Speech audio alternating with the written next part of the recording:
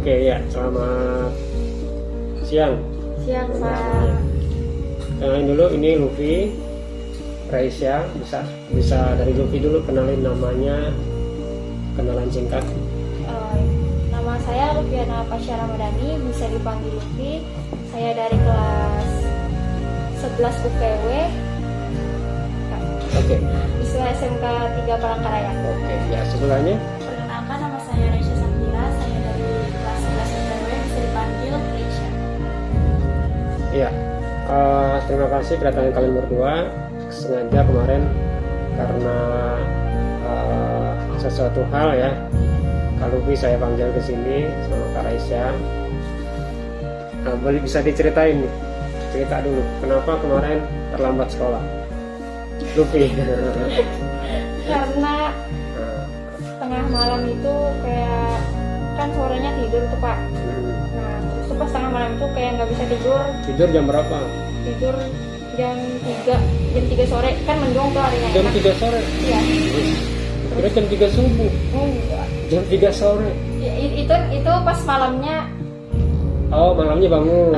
Jam 3 tidur sampai jam sekitar jam berapa ya? 4. Bangunnya jam?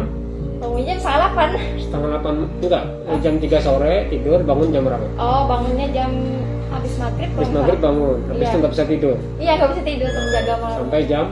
Sampai jam berapa ya? 3 subuh? Enggak, jam setengah 1-an kalau nggak salah. Setengah 1? Iya. What is it doing? Ngapain aja?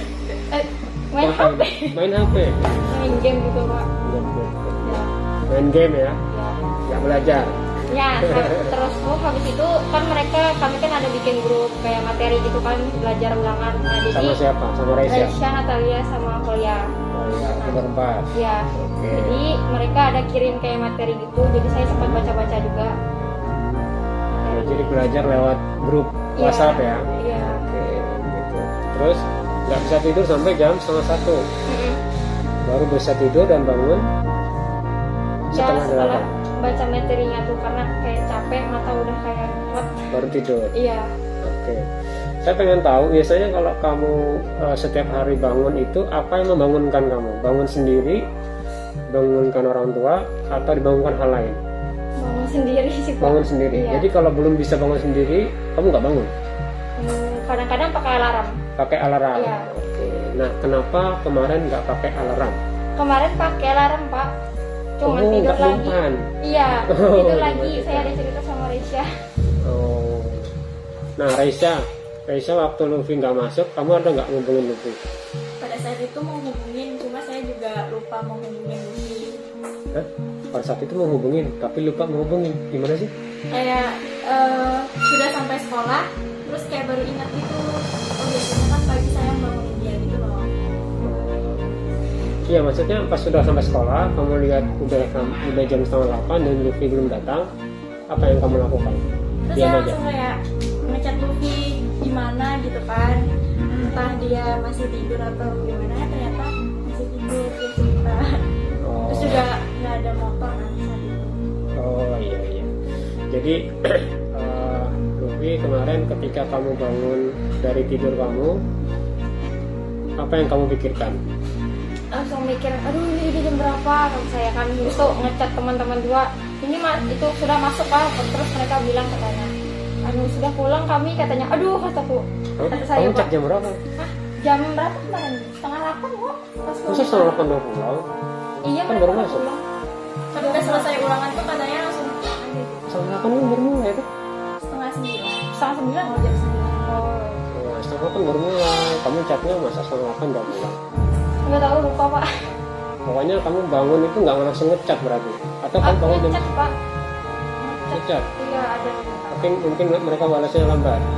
Iya kurang tahu. Ada saya bilang. Oke, terus apa yang kamu pikirin ketika kamu chat saya? Sebelum chat saya, chat siapa? Chat ibu siapa ya? Ya soalnya chat saya masih ibu itu. Iya. Apa? Iya Bu, saya balas iya Bu. Jadi dia chat, Bu saya mohon maaf terlambat nggak masuk hari ini. Oh iya Bu, nggak apa-apa. Apa? Ibu Ya, itu. sejak kapan saya jadi ibu-ibu gitu? Iya. Bu Eka Riasi. Bu Eka. Iya, Bu Eka. Terus apa tanggapan Bu Eka? Tanya Pak Hadi, tanya wali kelasmu atau Pak Tino, katanya. Saya cek ke guru-guru lain juga. Ada chat Pak Tino nggak? Ada. Ada. Ditanggapin? Direct doang. Direct doang. Kasihan deh lu. Sakit. Sakitnya tuh di mana? Terus chat Pak ini pakai ibu juga gitu ya? Enggak. Oh, sudah diganti bapak? Iya. Tapi chat kamu terakhir itu masih ada kata-kata bu di bawah, paling bawah. Iya. Kamu ganti atas-atasan doang, bawahnya masih bu, masih ada satu kata bu. Sampai yang terakhir tipenya masih sama ini. Udahlah. Terus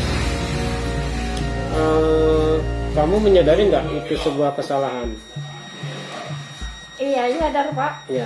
Terus itu yang membuat kamu jadi chat ke Bapak Ibu guru. Harapan kamu apa semula? Dengan kamu chat, harapan kamu apa waktu itu? Waktu itu harapan kamu aja. Oh, kayak dimengerti aja sih Pak. Mohon pengertiannya. Pengertiannya. Mohon Terus, maaf. mohon Gitu. maaf. Ya. Terus mohon pengertiannya. Terus apalagi yang kamu harapkan? Dengan kamu mengucap Bapak Ibu guru, kamu sudah mengakui kamu itu salah, terlambat, bangun kesiangan. Harapan kamu apa lagi? Apa ya? Ya. Jadi lihat-lihat. Iya, kamu. Iya. Iya, dia udah nggak terlalu kan? Enggak, yang kamu pikirin aja kemarin. Oh, ya, itu Yang aja kamu sih. pikirin. Itu aja, nggak ada lagi. Iya. Terus saya bilang sama diri sendiri, aduh nggak mau gini lagi gitu. Perasaan kemarin ada yang bilang mau pengen tanda tangan doang nih. Iya Pak. Masa sih ulangannya pengennya kamu di rumah, tapi di sekolah tanda tangan doang gitu. Kan ulangannya ditutup jam 10 tuh. Nah, jadi saya kayak buru-buru aja ngerjain sebelum jam 10 lewat. Jadi kalau misalnya ke sekolah kemarin tuh ngambil baju jurusan. Jadi kayak kalau bisa ya Baju batik bukan? bukan baju jurusan. Baju jurusan Ya, yang jas biru. Iya. Terus sempat ke sekolah kemarin? Sempat. Tanda tangan nggak? Enggak. Soalnya ada lagi kemarin di jurusan mana itu pas saya dijaga di depan jam 2 kalau nggak salah, jam 2 apa setengah 3-an gitu, datang. Orang sudah pulang semua tuh, udah balik kelas 12 yang siang. Udah balik dia datang, Pak. Mau ngapain? Mau tanda tangan katanya. Wah, ini sama kayak lu tadi pagi. Terus kamu ikut ulangan? Sudah Pak. Di mana ulangannya? Di rumah. Ya udah tanda tangan di rumah. Jadi nggak boleh. Bukan nggak boleh ya. Gimana ya? Menurutku sih nggak masuk akal, nggak masuk di logika karena ulangannya kan di rumah. Kenapa? Menurutku kenapa harus turun ke sekolah ulangannya? Emang kan sebenarnya kita ini ulangan di rumah asalnya. Settingnya di rumah. Setelah itu dirubah ke sekolah, ulangan di sekolah, walaupun tetap pakai HP. Nah, menurut kalian kenapa sih harus datang ke sekolah gitu? Menurut kalian aja? Karena kehadiran tuh Pak. Kehadiran. Iya, kan ulangan di rumah tuh. Nah, jadi kalau misal cuma ikut ulangan doang tapi nggak ikut absennya, jadi kayak mana gitu nah? Ya gitu. Jadi kalau ulangan di rumah kan nggak harus absen di sekolah berarti, ya kan? Artinya kamu nggak datang ke sekolah. Nah, iya. Iya kan? Iya. Kalau kamu ulangan di rumah terus ke sekolah absen, berarti kan kamu bohongin diri sendiri. Seolah-olah kamu hadir di sekolah, padahal enggak kan? Padahal kan di rumah. Tanda tangan. Jadi logikanya gini, yang tanda tangan di sekolah itu kan bagi yang hadir. Yang tidak hadir berarti nggak tanda tangan. Kalau kamu ke sekolah ikut tanda tangan, nanti gurunya akan menganggap kamu hadir, padahal kamu tidak gitu loh. Jadi seperti membohongin guru kan? Ya itu yang dihindari. Kenapa kamu saya kemarin nggak rekomendasikan ke sekolah? Karena ya kamu sudah di rumah, ya udah kerjakan aja di rumah. Itu tinggal konfirmasi sama gurunya tetap mengerjakan. Absennya nggak ada kok. Anunya ada, hasil ulangannya ada, berarti dia ngerjakan di rumah. Jadi gurunya tahu, gitu. Tidak ada yang merasa dibohongin kan akhirnya. Tapi kalau misalkan kamu ke sekolah, datang di sekolah, akhirnya nanti akan guru bidang studinya mengira kamu datang ke sekolah. Padahal di absen enggak, padahal enggak, walaupun di absen ada.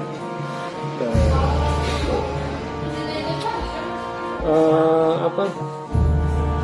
Saya sih pengen menekankan aspek kejujuran, gitu. Penting itu, kejujuran. Karena akan terbawa terus sampai dewasa. Nanti kejujuran itu kan banyak versi ya. Ada kebohongan untuk kebaikan. Gitu. Ada yang harus benar-benar jujur karena itu menganggap itu adalah nilai-nilai yang penting. Kapan kita harus jujur, benar-benar jujur, dan itu bermanfaat untuk kita ke depan. Kemarin sudah saya arahkan, kalau kita setiap melakukan kesalahan itu, kita harus bisa melakukan restitusi. Apa itu restitusi? Restitusi itu sebagai bukan penebus kesalahan sih, tapi pengganti sesuatu yang harus kita lakukan atas kesalahan yang kita buat. Nah, pengganti gitu. Harapannya dengan kita melakukan sesuatu itu bukan hanya sembarang mengganti, tapi bisa berkaitan supaya suatu kedepannya kita nggak melakukan kesalahan itu lagi. Gitu. Nah, contohnya yang kemarin kamu akan membuat jadwal. Nah, itu sebagai kegiatan atau sikap pengganti yang bisa mengcounter untuk supaya saya tidak melakukan itu lagi. Saya tidak mengulangi apa yang sudah terjadi sama saya, bahwa itu sebenarnya merugikan, ya kan? Merugikan. Tahu nggak ruginya kita nggak ikut ulangan itu apa? Sebenarnya apa? Nilai kita absennya, iya, kehadirannya yang jauh lebih penting dari itu.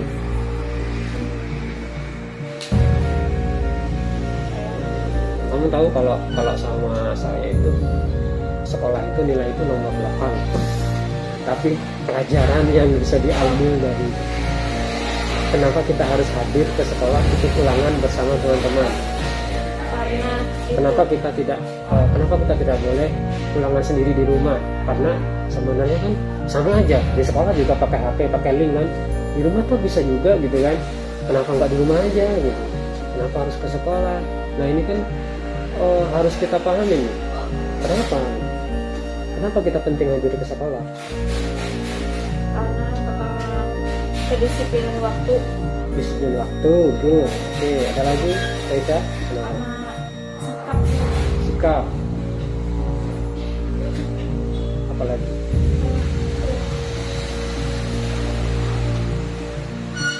Komitmen.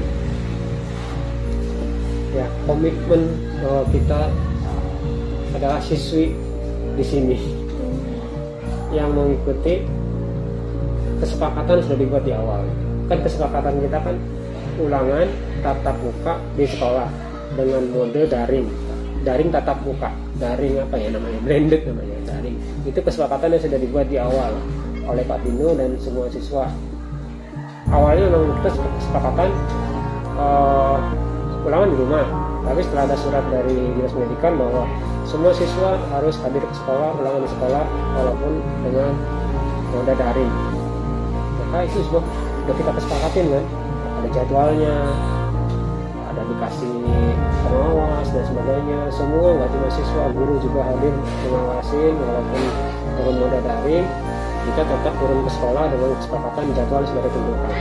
Nah, ketika kita tidak hadir dengan itu maka kita yang pertama kita melanggar komitmen. Ya. Kemudian yang kedua apa tadi, sikap kita, sudah tidak menunjukkan kepedulian kita. Kemudian tadi disiplin waktu, itu sebenarnya.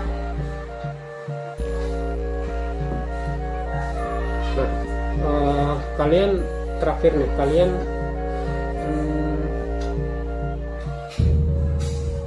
kemarin sudah bikin ini ya, bikin jadwal ya, sudah ya. Udah, nanti harapan saya kamu tempel beneran, nanti kalau sudah dipoto kirim ke saya. Kalau saya waktu sekolah dulu, saya kan sekolah di SMA ya, sekolah SMK IPA itu kan banyak pelajaran berkaitan dengan rumus-rumus. setiap saya pulang sekolah belajar fisika, kimia itu apa yang saya dapatkan di sekolah itu saya tempel. Kamar saya itu penuh dinding, bukan hanya dinding, sampai pelafon saya tempel. Ketika saya tidur saya melihat itu apa yang pengen saya tanamkan dalam alam bawah sadar itu penting. Yang membuat kesuksesan seorang itu ternyata bukan alam sadar kita, tapi alam bawah sadar. Sebanyak apapun kita bisa masukin hal-hal baik ke dalam alam bawah sadar kita, itu akan membentuk sendiri. Jadi kita itu kan nanti alam bawah sadar kita akan membimbing kita untuk menuju sukses yang kita tuju itu. Jadi mimpi aja kamu sebanyak-banyaknya, kamu pengen jadi seperti apa, nanti dengan di sekolah kamu dapat apa, terus kamu create menjadi sebuah mimpi gitu. Nanti gurumu bilang apa, kamu jadi create menjadi sebuah mimpi, saya pengen jadi seperti itu benar-benar ditulis gitu, ditulis, ditempel, dan itu nanti masuk alam bawah sadar. Yang masuk alam bawah sadar itu adalah yang kita lihat secara berulang-ulang, secara kontinu setiap hari, dan itu akan masuk ke alam bawah sadar. Alam bawah sadar itu, alam bawah sadar manusia itu nggak bisa, sudah sesuatu yang nggak bisa lepas lagi, nggak bisa lupa gitu. Jadi kita lihat, harapannya kita tempel itu supaya kita lihat berulang-ulang, dan itu menjadi komitmen diri sendiri, komitmen diri sendiri bahwa saya akan menuju ke sana. Saya kecil dulu, saya kan hidup di daerah transmigrasi, di daerah Seruyan. Seruyan itu kabupaten sananya Kotim, Sampit sana lagi. Ujung Kalimantan, ujung selatan Pulau Kalimantan. Daerah transmigrasi, daerah tengah hutan. Jadi aksesnya terisolir.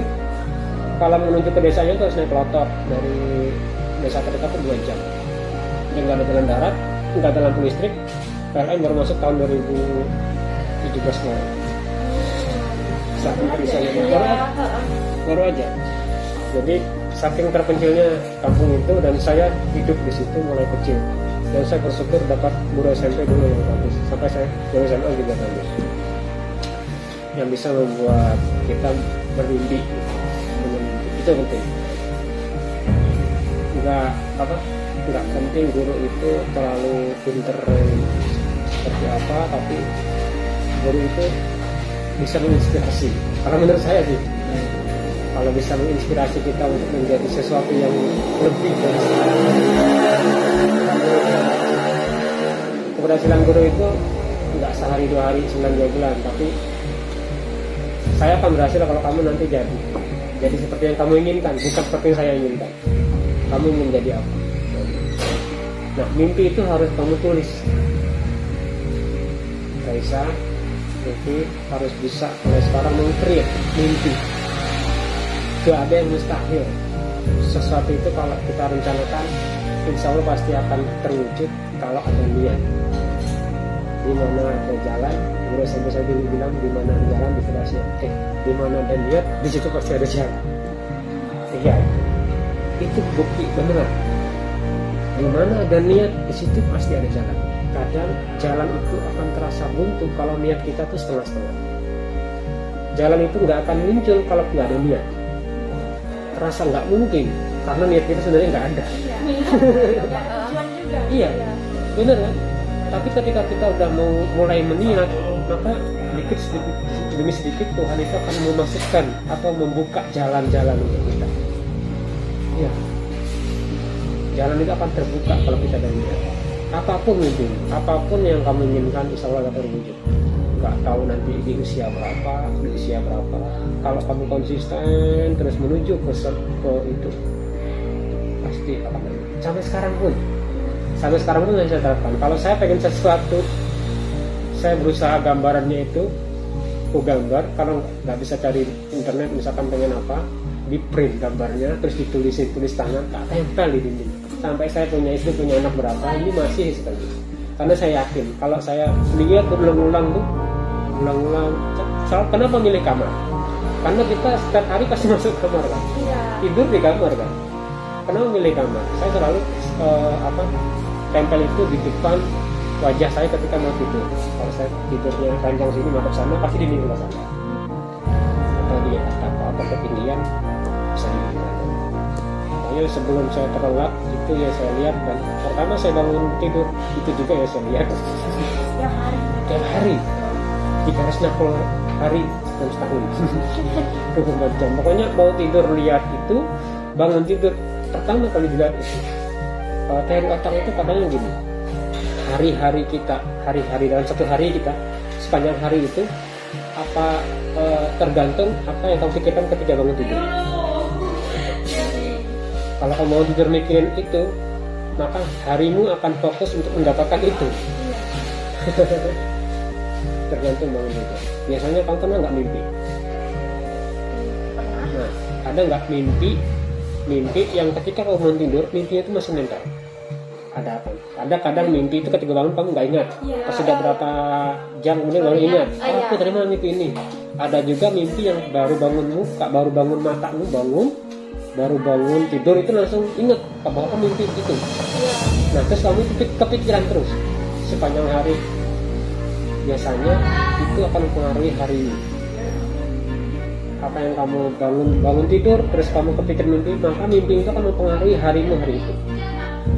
Enggak, apakah itu terngiang-ngiang terus takut misalkan mimpi itu buruk terus kamu takut kejadian beneran gitu, kepikiran. Karena ya, itu otak itu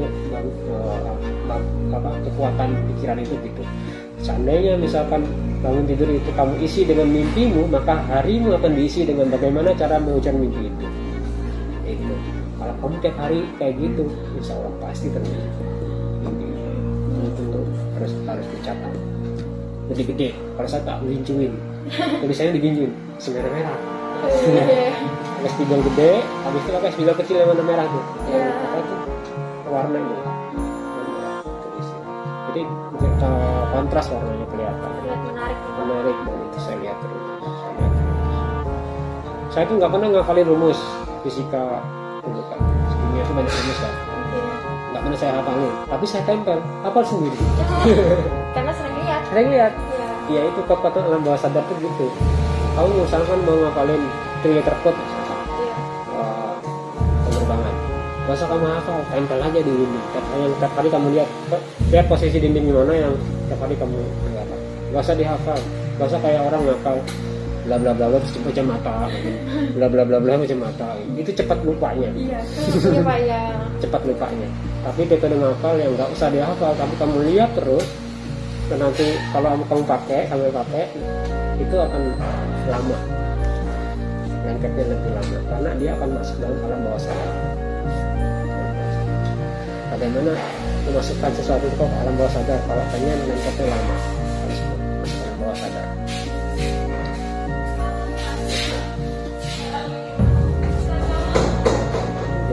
Jam 12 ya?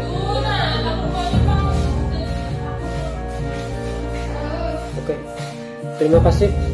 Ya, sampai sini aja. Kembali. Terima kasih. Mudah-mudahan nanti saya tunggu ya. Raisa juga boleh bikin visi, mimpi, tulis mimpi, visi saya ke depan, visi. Sekarang siswa itu harus punya visi loh. Jangan lagi kayak siswa zaman dulu yang ngalir aja gitu. Iya mengalir aja gitu. Kalau harusnya nanti deras terus kamu ke bawah arus gimana? Gak ada tujuan. Iya. Terus ada juga yang gimana nanti gitu. Masih malas mikir gitu. Sebenarnya segini mungkin semakin cepat kamu merumuskan visi semakin ke arah. Nanti visi itu nggak boleh dirubah kok. Tidak harus kamu harus visinya nggak boleh berubah harus gini terus ya, tergantung perkembangan zaman kan. Misalkan kamu sudah menemukan passion kamu yang saya ternyata passionnya di sini nih, boleh nggak visinya direvisi dikit? Bisa direvisi, tapi terus harus tetap punya visi karena dari visi itu kamu mempunyai merancang misi dan tujuan. Visi, misi, tujuan. Nggak cuma perusahaan loh punya visi, pribadi juga harus punya visi supaya lebih terarah. Sekolah tujuannya apa? Nggak cuma membanggakan orang tua. Kalau zaman dulu tuh ya. Iya. Sekolah itu tujuan utamanya adalah membanggakan orang tua. Gitu. Nggak salah sebenarnya. Tapi membangun orang tuanya seperti apa? Iya.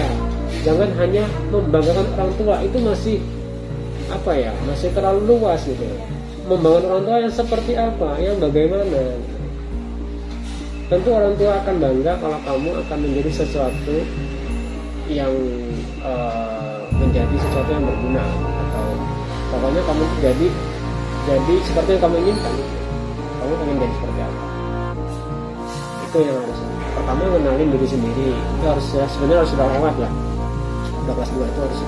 Apalagi udah masuk SMK kan, waktu jurusan, udah tahu lah siapa dirimu, who am I. Iya, siapa diri kita ini, kemudian bagaimana supaya kita ini berhasil. Supaya berhasil, tidak ada perusahaan yang berhasil yang nggak punya visi. Begitu juga tidak ada orang yang berhasil yang tidak punya tujuan hidup. Bener kan? Ada nggak kalau pernah ketemu orang yang berhasil dan tapi dia nggak punya tujuan hidup? Saya ngalir aja gitu, nggak ada. Iya, nggak mungkin. Nggak mungkin. Impossible kalau orang ngalir aja terus berhasil. Ngalir aja gitu, nggak mungkin. Kecuali orang tuanya kaya. Itu tuh kalau dia bisa. Itu pun nggak bisa memanage ya, kekayaan orang tuanya. Ya, banyak juga orang yang menghabiskan harta orang tua tapi dia nggak jadi apa-apa juga. Ya, anaknya Soeharto aja hancur, itu katanya 7 turunan nggak habis, ternyata baru turunan ketiga udah habis. Ya kan sekarang generasi ketiganya loh sih. Generasi pertamanya kan Tommy Soeharto, anak-anaknya Tommy itu nggak ada yang berhasil. Generasi ketiga. Dulu waktu saya masih SD, katanya Presiden Soeharto itu, memang benar, Presiden Soeharto itu adalah presiden terkaya di Asia. Nah, bukan Asia Tenggara, tapi di Asia. Hartanya itu tidak akan habis 7 triliun, walaupun anak-anak tidak ada yang bekerja. Bisa. Katanya generasi ketiga sekarang, narkoba dan sebagainya itu hancur, tidak ada yang berhasil. Sekolah nggak ada yang berhasil, kuliah di luar negeri nggak ada yang berhasil, karena tidak punya fondasi. Berfoya-foya ya Pak. Beda sama Menteri Pariwisata kita sekarang, Sandiaga Uno. Iya. Orang kaya tajir, tapi dia bisa mengelola. Akhirnya dia nggak kerja, tapi tetap kaya. Nah, jadi menteri sekarang, karena dia punya fondasi. Sandiaga Uno itu udah perusahaannya dia lupa dia ada berapa. Saking banyaknya. Dia nggak ngerti perusahaan itu berapa, terus dia nggak ngitung lagi hartanya sekarang berapa, kecuali KPK ngasih tahu hartanya itu berapa. Saking banyaknya, karena dia investasi. Nah, pinternya dia itu investasi. Dia bisa lihat perusahaan ini perusahaan ini punya visi yang kuat, kemudian dia bisa grow dalam 5 tahun depan bisa besar, dia beli itu perusahaan, beli sahamnya paling banyak. Akhirnya perusahaan itu dia caplok punya dia jadi pembawa saham terbesar. Perusahaan itu berkembang, dia ikut kaya. Dia cari lagi perusahaan-perusahaan yang berkembang, dia beli saham. Ini namanya investasi. Dia punya uang orang tua walaupun ya, tapi dia bisa ngolah uangnya, tidak dirambut-rambutkan, tidak poya-poya. Bahkan Sandiaga Uno itu ceritanya dulu pernah di bandara itu rela nggak makan roti doang supaya dia uangnya itu nggak habis. Kayak lo padahal makan di bandara aja mikir karena waktunya mahal, mending dia beli nasi padang di luar dibawa ke bandara makan. Hebat orangnya, bener, hebat banget. Itu yang perlu kita tiru. Nggak peduli berapa banyak uang kita, lalu kita ingin merambutkan habis itu. Biasanya orang yang makan di bandara itu adalah orang yang pas-pasan, pengen terlihat kaya. Makan di Salaria, iya Salaria. Keren.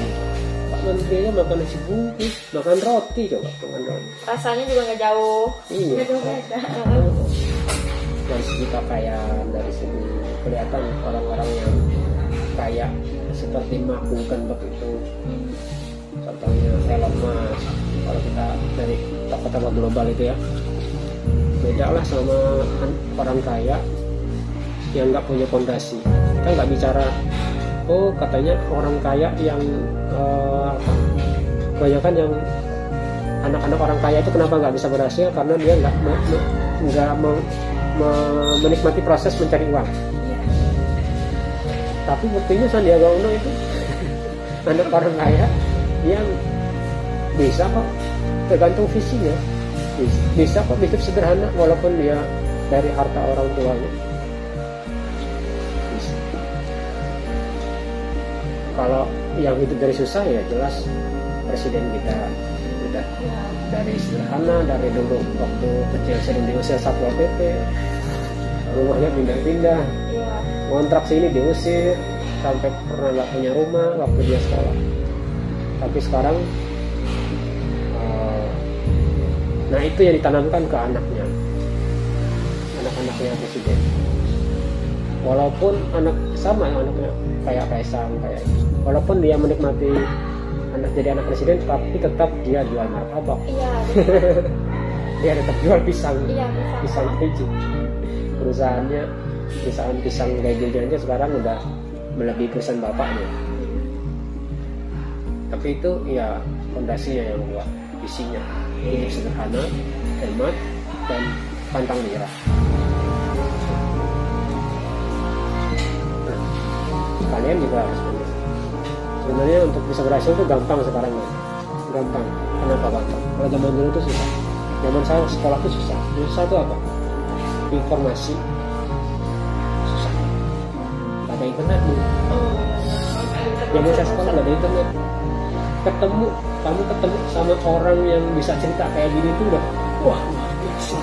Ilmunya itu kalau zaman dulu ya, informasi itu melebihi segala, ilmu itu melebihi segala, karena itu yang bisa menghasilkan uang.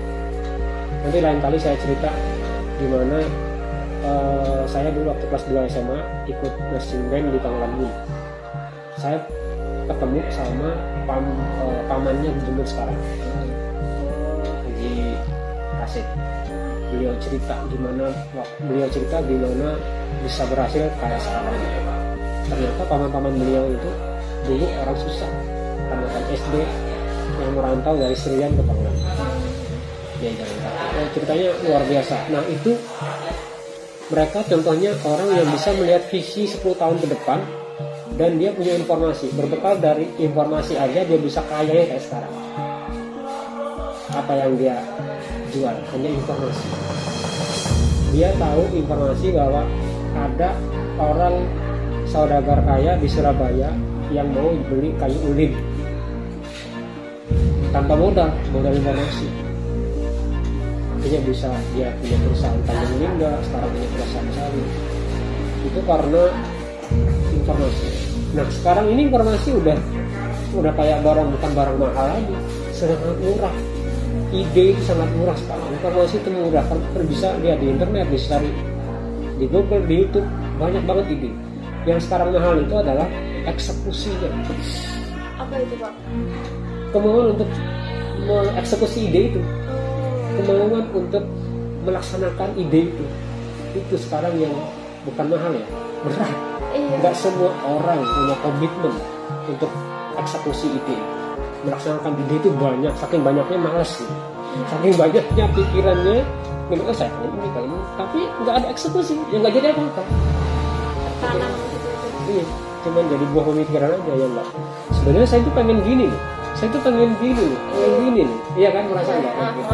Lihat di internet, saya juga bisa kayak gitu. Lihat orang bisa kayak gitu, saya juga bisa kayak gitu. Tapi nggak ada action, akhirnya nggak jadi apa-apa. Itu karena fondasi visinya tadi nggak ada. Kalau kamu udah punya visi, kamu tulis di ini, kamu tulis sesuatu yang mirip dengan visimu, atau kamu tulis sesuatu yang kamu kira ini bisa jadi jembatan untuk kamu bisa mewujudkan visi, akhirnya kamu akan tergerak untuk melakukan itu. Itu kalau kamu udah punya visi. Kalau nggak punya visi, lihat sesuatu kayak merasa kayak biasa, karena kamu nggak ada tujuan. Kamu lihat apa-apa, biasa. Tapi kalau orang yang punya visi, nanti kamu akan tahu perbedaan. Kamu lihat sesuatu, kayaknya ini bisa bantu saya. Kamu deketin, kamu lakukan, kamu eksekusi supaya jadi visi. Kamu dengan punya visi kan selangkah, 2 langkah lebih maju ya teman-teman ya. Rata-rata hidupnya mengalir. Oke. Ya sudah ya. Nanti lain kali kita cerita lagi. Terima kasih sudah berkunjung ke sini. Nanti kita cerita lagi. Selamat siang, assalamualaikum warahmatullahi wabarakatuh.